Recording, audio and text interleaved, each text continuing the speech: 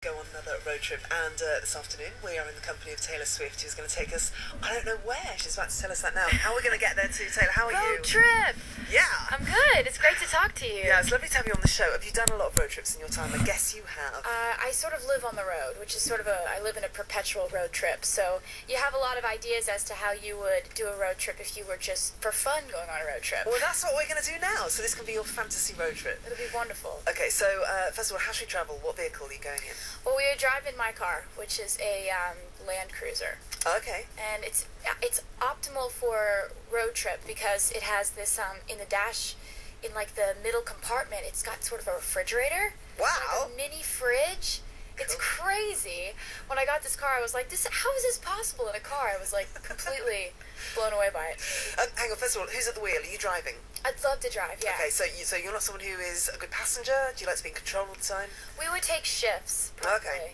Who's in the car? Because you can take whoever you like, dead or alive, friends, family, famous people, whoever. I would take my two best friends, and one of those would be my friend Emma. And she's an actress. She's in a new movie called Easy A that's really good. So I would take Emma Stone, and then I would take Selena, my other best friend. So it would be Emma Stone, Selena Gomez, and we would laugh a lot. Okay, so it's a girls' road trip. Yes. Perfect. And where are we going? Where do we start from, and where do we end up? Well, we would start in Nashville, because that's where I live. I moved there when I was 14, so it's very much my hometown. But we're getting in the car there, and we'll drive. You're going to go east and then up north. What's the scenery like around us? Oh, Nashville is lots of hills, lots of forests, lots of greenery and fields. We're going to pass through lots of fields and beautiful places, and then maybe go through maybe Virginia or North Carolina or places like that would be really cool to stop in. There's a really cool place called Charleston, and it's a really, really quaint, cute town. So we would probably pass through places like that. And then we would land in New Jersey, Stone Harbor, or Cape May, which is like the Jersey pretty. This is like an amazing tourist guide of America. This is fantastic. I feel like I'm actually travelling through all these places. Yes. Perfect. Right, first record on the stereo then, so you get to choose the music. I would probably listen to Coldplay, Yellow. Really? Okay, Yes. why this? When did you hear this? Well, this has been one of my favorite songs for years. It's one of those songs that is always going to be one of my favorite songs, so I figured that had to be on the road trip playlist. Do you remember when you first heard it? Oh man, it came out in like 2000. Yeah, I think it was about I was about 10. Yeah.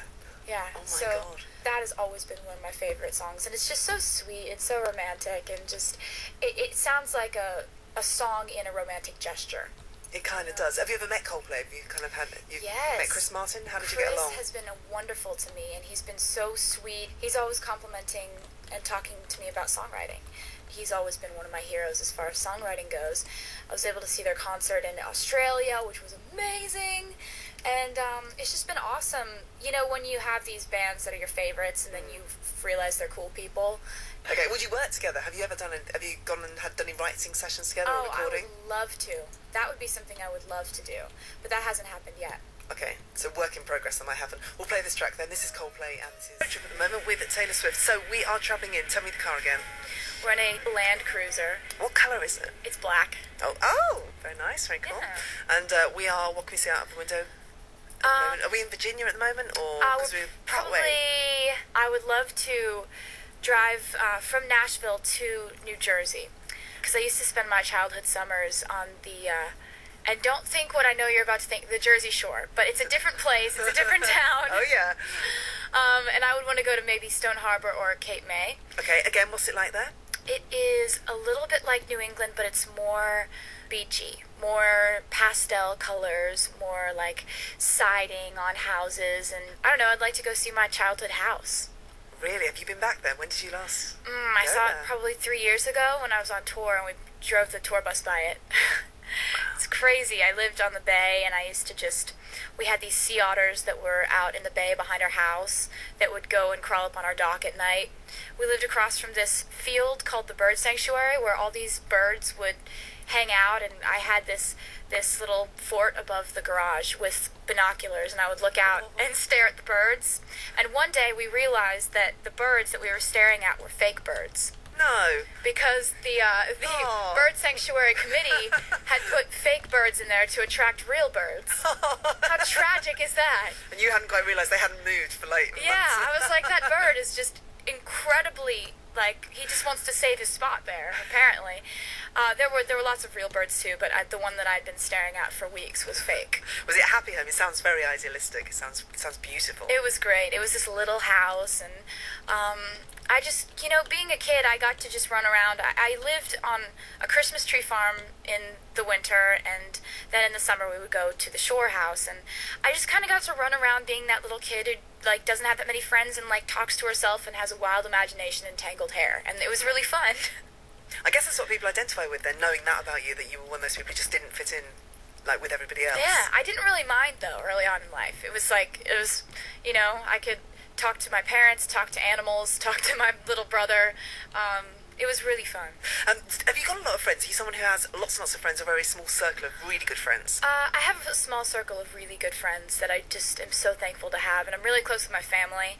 But, I feel like when I go to award shows, I feel like I see all these people who I would consider friends, not, necessarily like the best friends that you call on a daily basis, but I've got a lot of people in the music industry that I really like a lot, so that's lucky. It's quite important to have people who tell you the truth, isn't it? I think being in your position as well, you kind of rely on those people who can sort of put you straight. Absolutely. I think it's always been a huge fear of mine to end up somehow surrounded by a group of people who tell you only what you want to hear.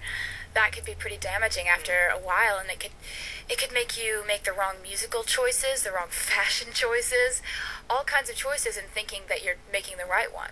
So people aren't scared of telling you what's right and what's wrong? I make sure that I surround myself only with the people who have told me in the past, no, actually, I don't like that outfit. No, that's not my favorite song you've ever written, and I don't think you should put it on the album. Yeah, and you just go, ouch. Ouch, but thank you. Weird. You said that in 2011 you want your tour to have a wedding theme? I bet you're regretting saying that now. Can you tell us more? Okay, what did you say? Not exactly a wedding theme, but there's one song in the record called Speak Now that's about interrupting my ex-boyfriend's wedding and bursting through the doors of the church and saying, don't do it. And so I would like to reenact that. I think that scene would be really fun to reenact, but, you say that in an interview and it goes out and it's like, oh, she likes weddings, but it's really a song about sort of interrupting one and ruining one. Yeah. So that's kind of an interesting way that was twisted. And with boyfriends, talking about boyfriends in songs and singing about people, boyfriends in songs, do you ever regret that, or is it a really cathartic way, and is it the only kind of thing that you want to talk about? We'll see when this album comes out and see what people think of it. It's very cathartic for me. It's sort of the only way that I know how to get through life and understand life a little bit more. And I write songs about my life, and I never talk about in interviews who the songs are about, but people sort of draw their own conclusions, don't they? So you must get calls or texts from people just going, excuse me? How could you divulge that? Or what, is that me you're talking about? I've never put anybody's last name in a song. So no, but they know who it is. They know themselves. But, I mean, I don't know. For me, one of my goals as time has gone by is to stay the same person in spite of all the success. And also another goal has been to stay the same songwriter. I've been writing songs about my life and my adventures and misadventures in love since I was 13 years old. And that hasn't changed. Let's have some more music. What should we play next? We should play Alicia Keys. A song called Wait Till You See My Smile. It's a good song. I heard it on Grey's Anatomy, and that's one of my favorite places to get music because they have a really cool music director. The girl who picks the songs for the show knows what she's doing. And this song is really motivating. There's this giant hill that I walk up in Nashville in the middle of the woods, and I put this song on and it helps me walk up to the top without stopping. Okay. What's it called again? Alicia Keys and... Wait Till You See My Smile. Teen Awards for Radio 1. Yes. What can we expect from you at that performance? Well, I guess I'll just determine the set list. I'm sure it'll be lots of new songs from the new album. It'll be cool because my friend Katie's going to be there. And so I'll have What's she like to hang out with? She's very funny. She'll tease you. She's got a very unique, awesome sense of humor. I'm going to love getting to see her because catching up with her, she's very entertaining to be around. Okay, so there's going to be a lot of mischief on that tour. Oh, on that night. Mischievous. That's a very good word for her. Mischief. That's a perfect word. Okay, we're on the road trip at the moment with Taylor Swift. What can we see outside of the window? Because we must be getting towards New England now, I guess. I had this thing for New England. have this thing for it. Like I shot my latest video in Maine, and I fell in love with it up there. What's it like? Because people listening right now will have no idea. Ah, it's amazing. It's very coastal, more like rocky cliffs coastal, and lots of lighthouses, lots of whitewashed buildings, lots of very old houses that have been there forever, and white picket fences and cobblestone roads, and little fisherman shops, and it's amazing. Okay, so are you thinking of buying somewhere there? I bet Harbors you are. and bays and beaches. I don't know, not in the recent future, but I think in the near future I'm going to be on the road most of the time, so I wouldn't have time at all. Okay, But so decades down the later line, you on can in retire life, there. I Yeah. will definitely retire there. Maybe, definitely. That would be our final destination. Okay, we'll have the final bit of music then. Are your friends behaving in the car, by the way? It's Emma, isn't it, and Selena who are with us? Yeah, we're probably laughing and venting about we're probably reminiscing about all the misadventures in love that we've had that have been kind of comical, because they've known me for about 3 years now, so we know each other's stories. Okay. In relationships, what are you like? Have you been lucky in love? Are you kind of the one who... I mean, being single at the moment, I think that I've been lucky to have experiences that have taught me a lot. And, I think that there are a lot of ways to look at, like, things that happen to you in life, and I think they all happen to teach you things and to turn you into who you're going to be someday. So, and so much to look forward to as well. Oh, hopefully. Okay, final bit of music. What should we have as we arrive at the destination? I really like Natasha Bedingfield's new song. I haven't heard this. It's called Strip Me, and it's just got a really cool beat, and I think she's very sweet. I've met her a couple times, and I just think she's got a great personality. Thank you very much for taking us on the road trip. It sounds great. As we get to New England, what's the plan? What do we do for the evening, or what do you do? We'll have to go to some sort of harbor restaurant on a harbor on the water. Then I'd like to see a lighthouse. I have this thing for lighthouses. I don't know why.